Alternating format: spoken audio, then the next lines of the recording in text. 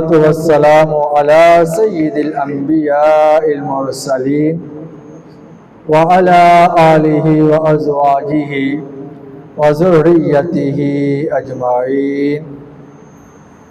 قال الله تبارك وتعالى في القرآن المجيد: فعسى أن تكرهوا شيئا ويجعل الله فيه خيرا كثيرا.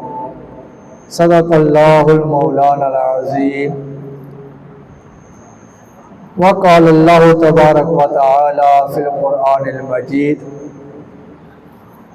إن الله وملائكته يصلون على النبي يا أيها الذين آمنوا صلوا عليه وسلموا تسليما. اللهم صل وسلم وبارك على سيدنا ومولانا محمد صلاة وسلاما عليك یا سیدی یا رسول اللہ وعلی آلک و اصحابک یا حبیب اللہ. خالق کائنات جل جلالہ کی حمد و ثنا اور حضور نبی اکرم نور مجسم شاہ بنی آدم فخر آدم و فخر بنی آدم حضور نیر تابا غم گسار جہاں اللہ کے آخری نبی حضرت محمد مصطفیٰ صلی اللہ علیہ وآلہ وسلم کی بارگاہ عالی شان میں درود و سلام پیش کرنے کی سعادت حاصل کی. اللہ تعالی اس کو اپنی بارگاہ میں قبول فرمائے. قرآن پاک سپارہ 4 سورہ نساء کی آیت نمبر 19 میں اللہ تعالیٰ ارشاد فرماتا ہے: فَعَسَىٰ أَن تَكْرَهُوا شَيْئًا وَيَجْعَلَ اللَّهُ فِيهِ خَيْرًا كَثِيرًا. ترجمہ: تو ہو سکتا ہے کوئی چیز تمہیں ناپسند ہو اور اللہ نے اس میں بہت بھلائی رکھ دے. یہ ایک آیت کا حصہ ہم نے سننے کی سعادت حاصل کی ہے. بہت آسان مفہوم ہے اس کا کہ تمہیں چیز ناپسند لگے، ہو سکتا ہے اللہ نے اس میں بھلائی رکھی ہو. تو اس سے ہمیں کیا کیا سبق ملتا ہے یہ ہم سننے سے پہلے ایک تاریخی واقعہ آپ کو میں عرض کرتا ہوں. شاید بہت ساروں کے لیے یہ معلومات نہیں ہو کہ کربلا کے بعد نا ایک کربلا اور ہوئی تھی. ایک کربلا تو وہ ہے جس میں حضرت علی اکبر رضی اللہ تعالی عنہ شہید ہوئے، حضرت علی اصغر رضی اللہ تعالی عنہ شہید ہوئے، امام علی مقام امام حسین رضی اللہ تعالی عنہ کی بے مثال قربانیاں ہیں اور انہوں نے قربانیوں کو دے کر اسلام کو نئی تازگی بخشی ہے. لیکن اہل بیت اطہار کی قربانیوں کا سلسلہ نا یہی پر رکا نہیں تھا کہ اہل بیت اطہار اس کربلا کے بعد ایک اور کربلا بھی ہوئی تھی. منیر نیازی نے کہا تھا: ایک اور دریا کا سامنا تھا منیر مجھ کو، ایک اور دریا کا سامنا تھا منیر مجھ کو، میں ایک دریا کے پار اترا تو میں نے دیکھا. یعنی کیا ہے؟ دریا کا معنی غم ہے، شفقت، مشقت ہے، مصیبت ہے. کہنے کا مقصد یہ ہے کہ قربانیوں کی ایک داستان تو تھی ہی نا، تکالیف کی ایک داستان تھی. اب لگے گا یہ مصیبتیں، یہ تکالیف دور ہو جائیں گی، مگر جیسے ان آزمائشوں سے نکلے تو ایک اور سلسلہ آزمائشوں کا سامنے کھڑا تھا۔ اس مشہور کربلا کے بعد ایک کربلا یہ تھی، وہی عاشورہ کا دن تھا، وہی اہل بیت اطہار تھے، وہی کوفہ والے تھے، اور وہی کوفہ والوں کی بے وفائی تھی۔ یزیدی تخت حکومت وہی تھا، اس کے ظلم و ستم میں فرق تھا تو صرف اور صرف تاریخ کا اور افراد کا، یہ فرق تھا اور کوئی فرق نہیں تھا۔ پہلے کربلا میں قربانی دینے والے امام علی مقام رضی اللہ تعالی عنہ تھے، اور دوسری کربلا میں امام علی مقام کے پوتے حضرت زید بن علی رحمۃ اللہ تعالی علیہ تھے۔ پہلے کوفہ کا گورنر ابن زیاد تھا، اس بار گورنر جو تھا یوسف بن عمر تھا۔ پہلے تخت حکومت پر یزید لعنتی بیٹھا ہوا تھا، اور اب جو تخت حکومت پر ہے وہ حشام بن عبد الملک تھا۔ یہ واقعہ کیا ہوا ہے تفصیل جانتے ہیں۔ حضرت زید بن علی رحمۃ اللہ علیہ امام زین العابدین رضی اللہ تعالی عنہ کے شہزادے اور امام علی مقام رضی اللہ تعالی عنہ کے پوتے ہیں۔ بہت ہی باکمال عالم دین بھی ہے، مفسر قرآن بھی ہے، محدث بھی ہے، اور کروڑوں حنفیوں کے امام اعظم ابو حنیفہ رحمۃ اللہ علیہ آپ کے شاگرد ہیں۔ یعنی جن کی ہم تقلید کرتے ہیں نا امام اعظم ابو حنیفہ رحمۃ اللہ علیہ کی، یہ امام زید بن علی رحمۃ اللہ علیہ کے شاگرد ہے۔ کمال دیکھیے، اندازہ کیجئے کہ جو اس کے شاگرد جو ہے اتنے بلند مقام پر ہے تو اس استاد کا عالم کیا ہوگا۔ صحابی رسول ہے حضرت زید بن حارثہ رضی اللہ تعالی عنہ۔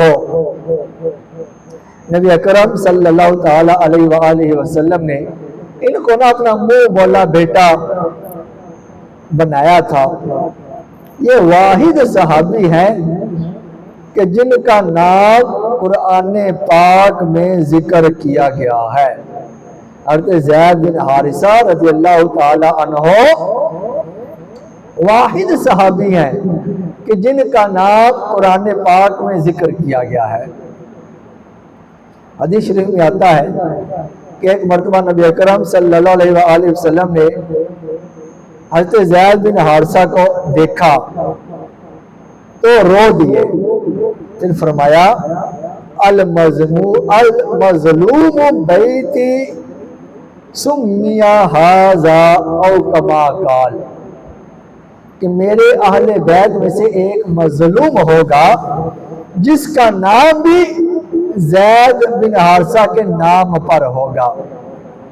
پھر فرمایا والمقتول فی اللہ والمسلوم من امتی سمی ھذا، کہ اسی نام کا وہ مظلوم اللہ تعالیٰ کا نام بلند کرتے ہوئے شہید ہوگا، اور اس کو سولی دے دی جائے گی۔ سولی یعنی پھانسی دے دی جائے گی۔ پھر میرے آقا صلی اللہ علیہ وسلم ارشاد فرمایا حضرت زید بن حارثہ رضی اللہ تعالی عنہ سے کو ادنو منی یا زید، اے زید بن حارثہ میرے قریب آ جاؤ۔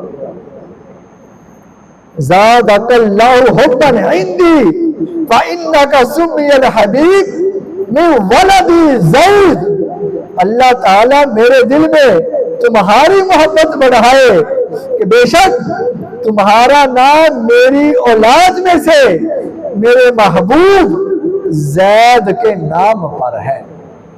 میرے آقا صلی اللہ علیہ وسلم حضرت زید بن علی ابھی پیدا نہیں ہوئے، دنیا میں تشریف نہیں لائے، پہلے ہی ان کی شہادت کی خبر بھی دے رہے ہیں۔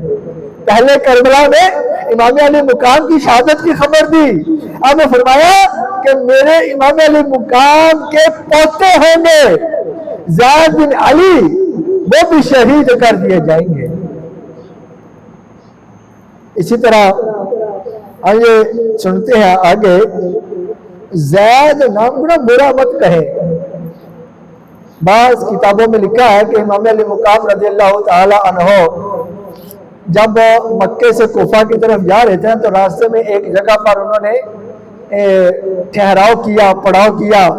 ایک گاؤں پاس تھا. آپ نے اپنے غلام سے فرمایا کہ گاؤں جا کر نا بکری خرید کر لاؤ.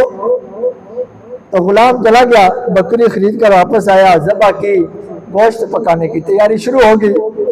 اتنے میں وہ شخص جس سے بکری خریدی تھی اس غلام نے, وہ بھی پیچھے پیچھے پہنچ گیا. جب اس نے دیکھا نا یہ تو نواسہ رسول ہیں, سخی گھرانے کے ہیں, تو اس نے سوچا, لالچ میں آ گیا, کیوں نہ میں کچھ پیسے کما لوں, میں پیسے لے لیتا ہوں, کچھ زیادہ کما لیتا ہوں.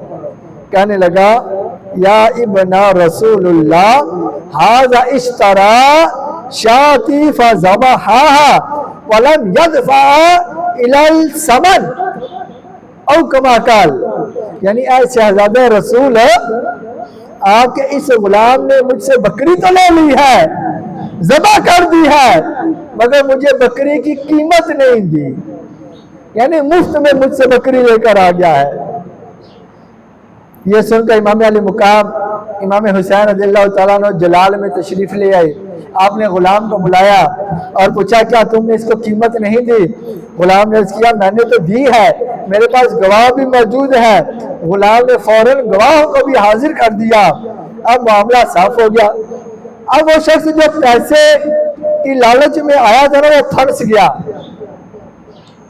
تو اس نے عرض کیا, علی جا, میں نے دیکھا کہ شہزادہ رسول ہے, سخی ہی سخی ہے, سخاوت ہی سخاوت فرمائیں گے, تو میں غصے میں لالچ میں آ کرنا اس غلام پر الزام لگا بیٹھا. یہ سن کر امام علی مقام رضی اللہ تعالیٰ عنہ کو اس پر ترس آ گیا اور اسے کچھ اضافی رقم دینے کا فرمایا. اس کے بعد آپ نے پوچھا, تمہارا نام کیا ہے؟ کہنے لگا, زید. اب سنیے گا, جب اس غلام نے کہا نا کہ میرا نام زید ہے, اب اس کا جھوٹ پہلے پکڑا گیا تھا نا, تو وہ ساتھ ہی بول پڑا, ما بالمدینہ اکذب من رجل اسمہ زید. یعنی حضور, اس پورے شہر میں زید سے بڑا جھوٹا کوئی بھی نہیں ہے. یعنی اپنے آپ کو جھوٹا کہہ رہا تھا. امام علی مقام رضی اللہ تعالیٰ نے یہ سننا مسکرا پڑے اور فرمایا, یا بنیا لا تعیرہ باسمہ, کہ اے بیٹے, زید کا لفظ استعمال کر کے اس میں برائی مت ڈالو. تم اپنا نام زید ہے نا تمہارا, اب زید کا لفظ بھی استعمال کر رہے ہو اور اس میں برائی بھی کر رہے ہو. اب حدیث پاک سنائی. فرمایا, میرے والد محترم مسلمانوں کے چوتھے خلیفہ مولا مشکل کشا رضی اللہ تعالیٰ عنہ نے مجھے حدیث پاک سنائی کہ نبی اکرم علیہ السلام فرماتے ہیں کہ ان قریب ہماری اولاد میں سے زید نامی ایک شخص ہوگا, وہ بھی اپنے وقت کے یزید کے سامنے کلمہ حق بلند کرے گا, پھر بے دردی کے ساتھ شہید کر دیا جائے گا. جب حضرت زید کو شہید کیا جائے گا, آسمان کے سارے فرشتے, سبھی انبیاء کی روحیں اس کے استقبال کے لیے تشریف لائیں گی اور اس کی روح آسمان کی طرف اٹھا لی جائے گی. اب ذرا غور فرمائیے, کہتے ہیں زید بن علی رضی اللہ تعالیٰ عنہ کس شان کے مالک تھے. حضرت امام حسین رضی اللہ تعالیٰ عنہ کے پوتے ہیں, پوتے, ان کی شان کتنی بڑی تھی. امام علی مقام رضی اللہ تعالیٰ عنہ کی شہادت کے ٹھیک 22 سال 62 ایئرز آفٹر واقعہ ہے. حضرت زید بن علی رضی اللہ تعالیٰ عنہ مدینہ میں رہتے تھے کہ آپ کو معلوم ہوا کہ وقت کا یزید, وقت کا حکمران حشام بن عبد الملک پہلے والے یزید کی طرح دین اسلام میں بگاڑ پیدا کرنے کی کوشش کر رہا ہے. تو آپ نے فرمایا, واللہ, اللہ کی قسم, انی لا استحیی من رسول اللہ اذا لقیتہ वलम अमरू उम्मतहु बिल मारूफी वलम अनहाहुम अनिल मुनकर। आप फरमाते हैं खुदा की कसम मैं इस बात से हया करता हूँ कि उम्मत को नेकी की दावत दिए बगैर, बुराई से मना किए बगैर मैं मर कर नबी अकरम अलैहिस्सलाम की बारगाह में चला जाऊं। चुनाचे आप रहमतुल्लाह अलैह ने नेकी की दावत देने का सिलसिला शुरू किया। अब कुफा वाले जो थे ना, पहले इमाम हुसैन रज़ियल्लाहु ताला अन्हु के साथ बेवफाई कर चुके थे। अब की बार उन्होंने खत नहीं लिखे, पहले तो खत लिखे थे। इमाम ज़ैद बिन अली रज़ियल्लाहु ताला अन्हु जो आपके पोते हैं इमाम अली मुकाम रज़ियल्लाहु ताला अन्हु के, इनको खत नहीं लिखा कुफा वालों ने, बल्कि खुद चलकर इमाम ज़ैद बिन अली की बारगाह में आए और उनके हाथ पर बैत की और यकीन दिलाया। फिर जब इमाम ज़ैद बिन अली रहमतुल्लाह अलैह कुफा पहुंच गए ना, तो उस वक्त जब आपने कलमा हक बुलंद करने का इरादा फरमाया तो एक दिन पहले ही कुफा वालों ने बेवफाई कर दी। और कुफा वालों ने बहाना पता क्या किया बेवफाई करने का? इन बेवफाओं ने ना ज़ैद बिन अली रहमतुल्लाह अलैह से कहा, आज हज़रत अबू बकर सिद्दीक और से उमर रज़ियल्लाहु ताला अन्हु के मुताल्लिक क्या अकीदा रखते हैं?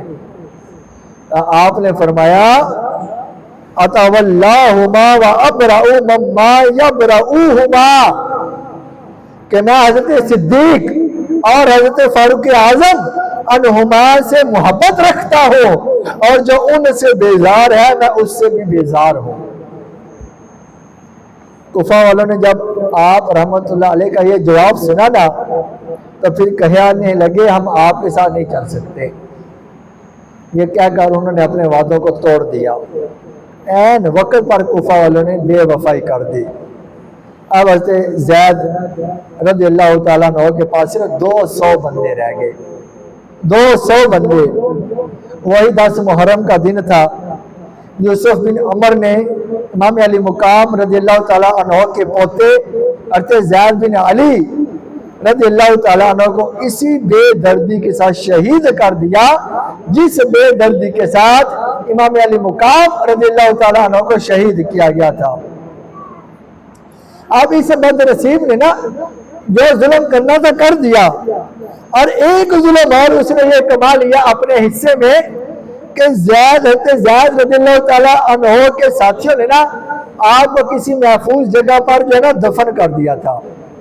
मगर इन बदबख्त यजीदियों को, बदबख्त कुफियों को चैन न आया। यूसुफ बिन उमर ने आपका मेजार, आपकी कब्र अनवर को ढूंढा, आपके जिस्म को कब्र से बाहर निकाला, कुफा की गली में, कुफा के चौक में आपके जिस्म को लटका दिया।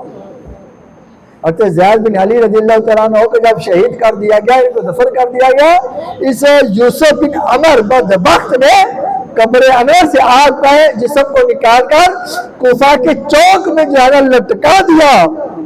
और ये भी आता है बाज़ रिवायात में उस बदबख्त ने क्या किया, आपके जिस्म का जो कपड़े थे ना वो भी सारे के सारे उतार दिए।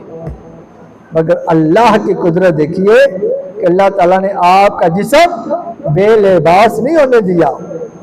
मकड़ी आई और मकड़ी ने आपके पूरे जिस्म के इर्द गिर्द जाला तन दिया, आपके जिस्म को ढांक लिया। काफी दिन आपका जिस्म मुबारक इसी तरह लटका रहा। फिर इन बदबख्तों ने आपके जिस्म मुबारक को उतार कर नजरे आतिश कर दिया।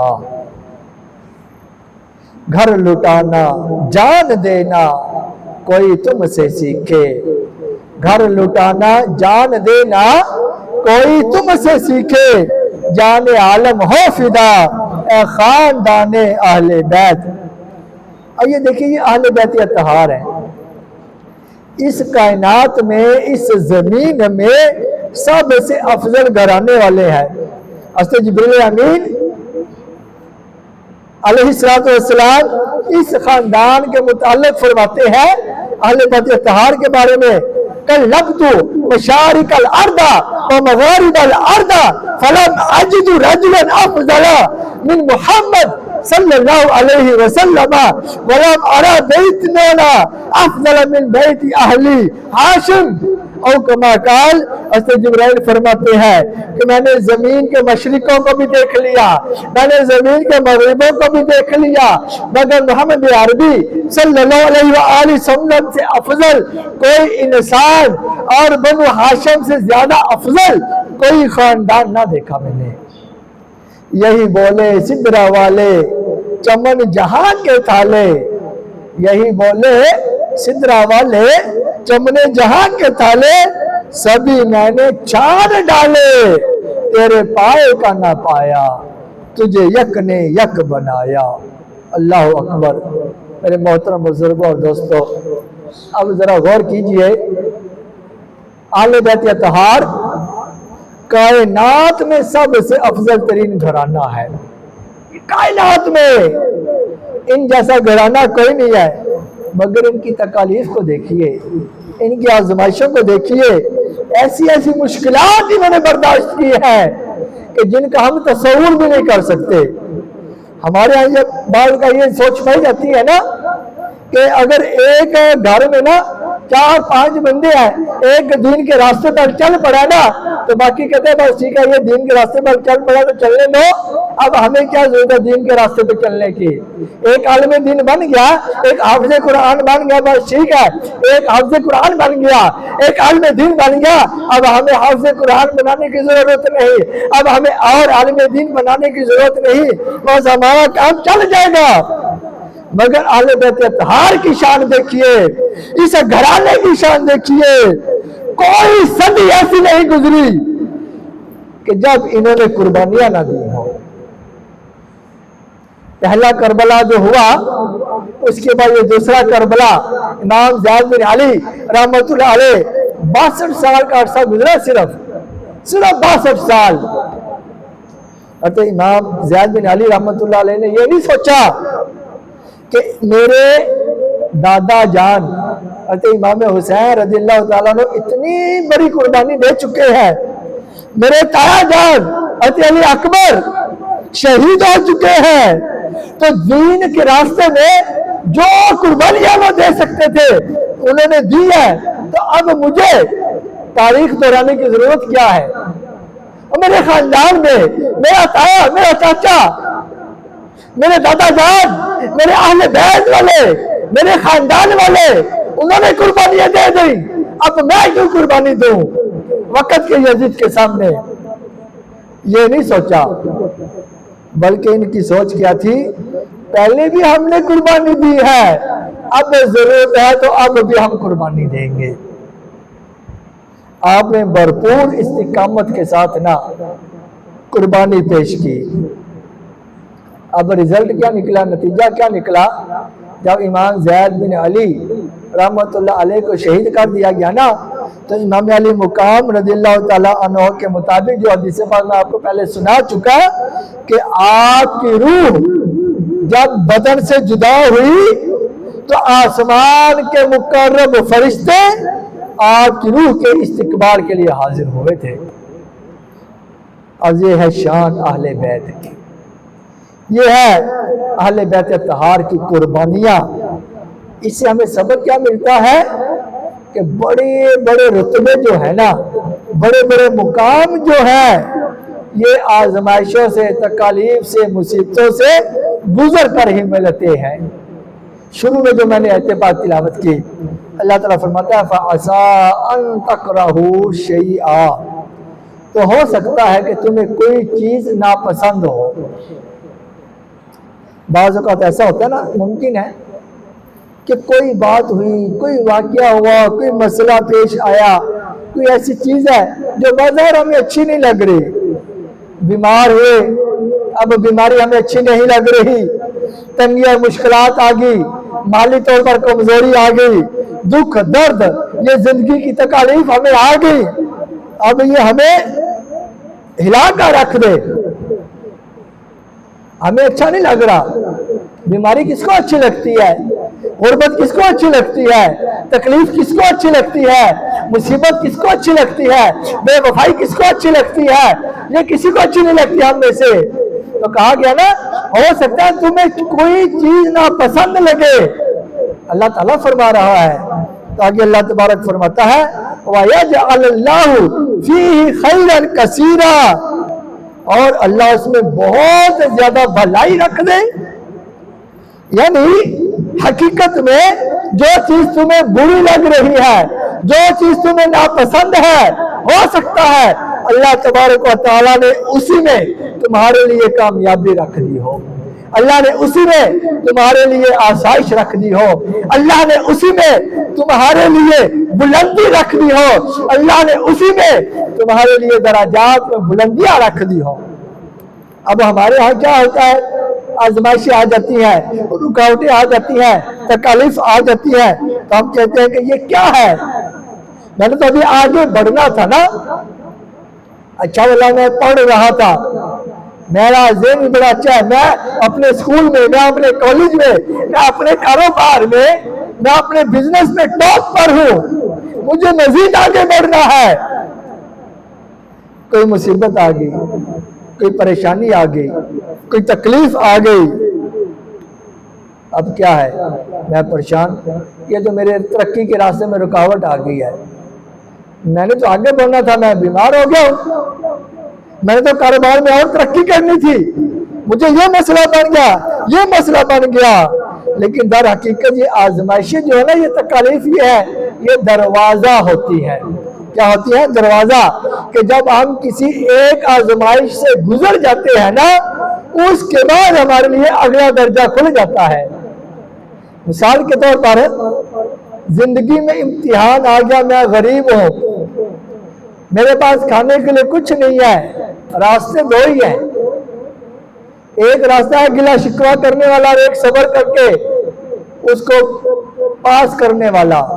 गिला शिकवा किया तो गया, सब्र किया, हिम्मत नहीं हारी, काम करता रहा, एक दरवाजा वो अपनी मुसीबतों का दूर कर गया, अब वो दर्जात के करीब और करीब चला गया, तरक्की का एक जीना उसने तय कर लिया है। जरूर कुछ तो बनाएगी जिंदगी मुझको, जरूर कुछ तो बनाएगी जिंदगी मुझको, कदम कदम पर मेरा इम्तिहान लेती है। अब देखिए ना, इमाम हुसैन रज़ियल्लाहु ताला अन्हु, इमाम हसन मुश्तबा रज़ियल्लाहु ताला अन्हु, इनकी आल औलाद आगे कितनी इन्होंने मुसीबतें सही हैं। आले बैत अतहार है ना, इनका मुकाम कितना बुलंद है। हम इमाम हुसैन रज़ियल्लाहु ताला अन्हु की औलाद के बारे में सुना, अब इमाम हसन रज़ियल्लाहु ताला अन्हु की आल के बारे में भी सुन लेते हैं, हमें पता तो चले ना। इमाम हसन रज़ियल्लाहु ताला अन्हु की औलाद में चल करना आगे एक बुजुर्ग गुजरे हैं, हज़रत अली बिन हसन रज़ियल्लाहु ताला अन्हुमा, इमाम हसन की औलाद में से हैं, आगे आपकी अगली औलाद में से है, उनका नाम है हज़रत अली बिन हसन रज़ियल्लाहु ताला अन्हुमा। ये गुजरे हैं, उनके भाई वगैरह, वक़्त का जो हाकिम था ना, बादशाह था, जालिम था, फाजिर था, उसने इनको कैद कर रखा था। और बदनसीबी भी ऐसी उस हाकिम की कि 60 दिन तक हज़रत अली बिन हसन को और उनके साथियों को ऐसी जगह पर कैद रखा जहां सूरज की रोशनी नहीं आती थी, पता ही नहीं चलता था कि दिन का वक़्त है, शाम का वक़्त है या रात का वक़्त है। 60 दिन तक ये रहा ना जब सिलसिला, तो आपके साथ जो साथी थे ना, वो घबरा गए। उन्होंने अर्ज किया एक मरतबा इमाम अली बिन हसन रज़ियल्लाहु ताला अन्हु से, क्या अली अला तरा मा नहनु फीही मिनल बला, क्या अली क्या आप नहीं देख रहे हम किस आजमाइश में मुब्तला हैं, किस आजमाइश में जकड़े हुए हैं। आप अल्लाह ताला से दुआ क्यों नहीं करते कि अल्लाह ताला हमें इस मुसीबत से निजात अता फरमा दे। हज़रत अली बिन हसन रहमतुल्लाह अलैह ने क्या प्यारा जवाब दिया, फरमाने लगे, बेशक जन्नत में एक खास दर्जा है जिस तक हम इन आजमाइशों से गुजर कर ही पहुंच सकते हैं। अल्लाह ताला ने जन्नत में हमारे लिए खास दर्जा तैयार कर रखा है। उस दर्जे तक पहुंचेंगे कैसे? जब इन आजमाइशों से, जब इन तकालीफ से हम गुजरेंगे। तो इसके बाद इन हजरात को उस बदबख्त हुक्मरान ने 3 दिन मजीद कैद में रखा और फिर इनको शहीद कर दिया। पता चला बहुत सारे दर्जात ऐसे होते हैं कि जो आजमाइश से गुजरने के बाद मिलते हैं। अहले बैत अतहार को देख लेना। इमाम हसन की औलाद का वाक़या हमने सुना, इमाम अली मुकाम अली रिदवान उनकी औलाद का वाक़या हमने सुना कि सदियां गुजर गई हैं। आज इमाम अली मुकाम अहले बैत अतहार कुर्बानियों की कुर्बानियां पेश करते चले जा रहे हैं।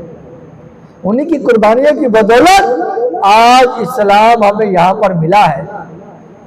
आज इस्लाम हमें जो सही शक्ल में मिला है, ये कुर्बानियों का नतीजा है।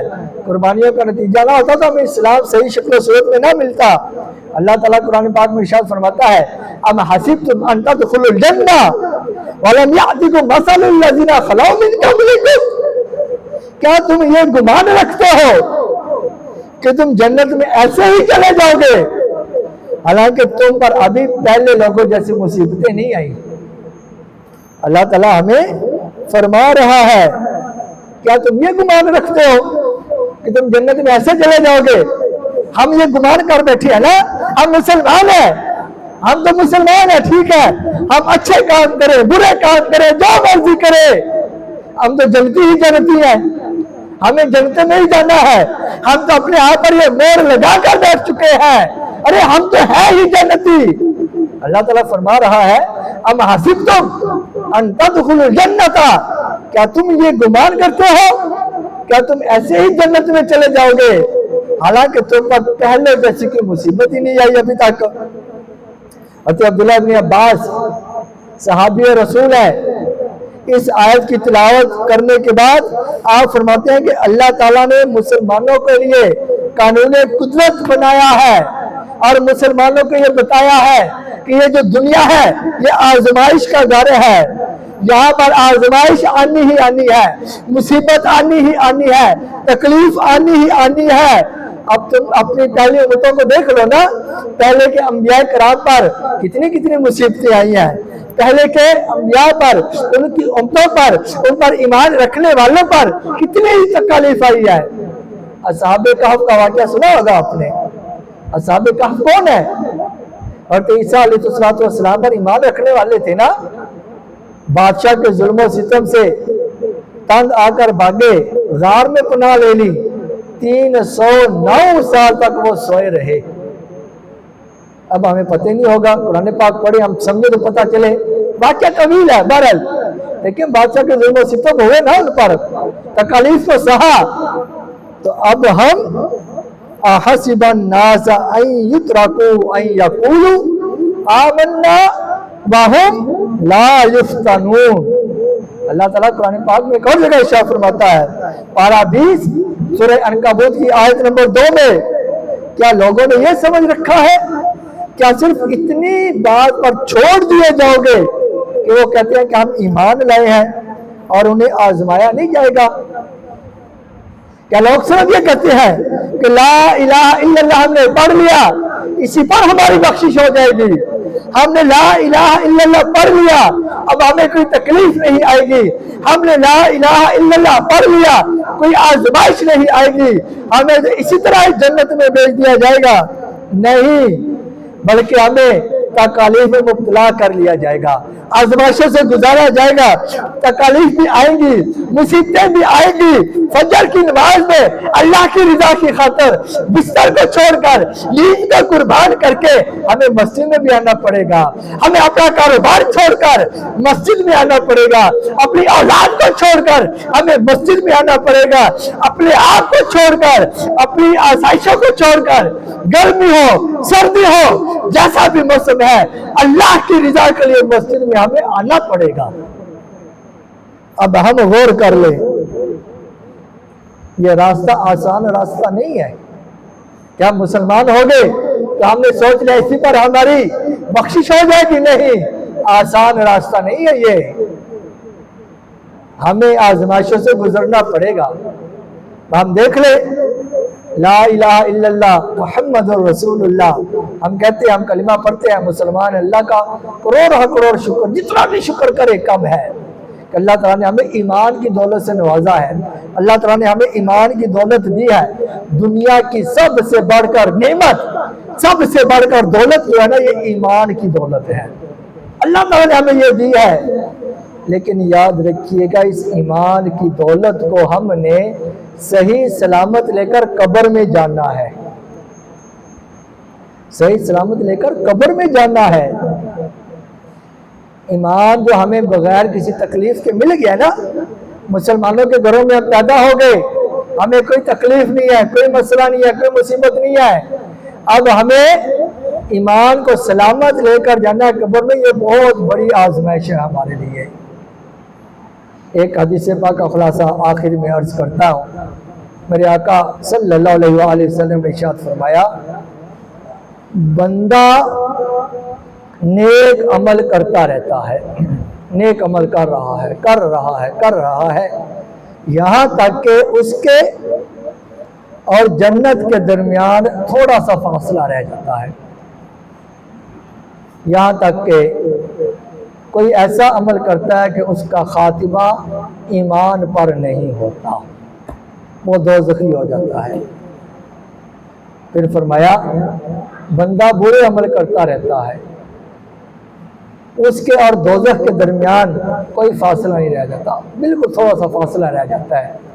मगर मौत के वक्त अल्लाह तबारक व तआला उसे ईमान की दौलत से नवाज देता है, वो जन्नती बन जाता है। अब हदीस में दो बंदों का जिक्र किया गया। नेक अमल करने वाला जब मरा तो दोस्ती हो गया, बुरे अमल करने वाला जब मरा तो वो जन्नती हो गया। ईमान की दौलत को ना हमें सलामत लेकर जाना है। ये ईमान को सलामत लेकर जाने का जिम्मा अल्लाह ने नहीं लिया, रोजी का जिम्मा अल्लाह ने लिया है। वमा मिन दाब्बातिन इल्ला अलल्लाहि रिज़्क़ुहा, जमीन पर कोई चौपाया ऐसा नहीं है जिसकी रोजी का जिम्मा अल्लाह के सुपुर्द ना हो। लेकिन अल्लाह ताला ने ईमान तुम सलामत लेकर कब्र में चले जाओगे, इसका जिम्मा नहीं लिया अल्लाह ताला ने।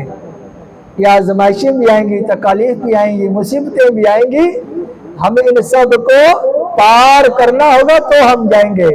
कई वाक़यात ऐसे मिलते हैं कि बड़े बड़े नेक बंदे आखिरी वक्त आया ना तो इस्लाम से फिर गए, गैर मुस्लिम होकर वो मर गए। कई वाक़यात ऐसे। हमें अपने ईमान की फिक्र भी करनी है, हमें अपने ईमान को संभालना भी है। ईमान की फिक्र, ईमान को संभालना क्या है, और नहीं तो कम अज कम हम अल्लाह के अता करदा फ़राइज़ व वाजिबात पर तो अमल करने वाले बन गए ना। 5 वक्त की नमाज फ़र्ज़ है, हम 5 वक्त की नमाज पढ़ें, वाजिबात को अदा करें, कुरान पाक की तिलावत करें, दरूद पाक पढ़ें, वालिदैन का अदब एहतराम करें, अपनी रोज़ी को हलाल कर लें। ये काम हम कर लें बस। इस्लाम हमें ये नहीं कहता कि तुम जंगलों में निकल जाओ, गारों में चले जाओ, हर काम छोड़ दो, नहीं। सिर्फ ये काम कर लेना हम कि फ़राइज़ व वाजिबात पर अमल करें, दुरूद व सलाम पढ़ते रहे, वालिदैन का अदब एहतराम करें, अपनी रोज़ी को हलाल कर लेंगे ना, अब हमारा एक एक लम्हा इबादत में शुमार होगा। ये है आजमाइशी आती हैं, तकालीफ आती हैं, तो क्यों आती हैं? जैसे हमारे दर्जात को बढ़ाने के लिए आती हैं। ये ऐसे नहीं आ जाती। हम सब्र करें, हमारे दर्जात बुलंद हो जाएंगे। अरे हम मुसलमान है ना, मुसलमान के लिए तो ये कागज से कांटा चुभ जाए ना, कांटा इस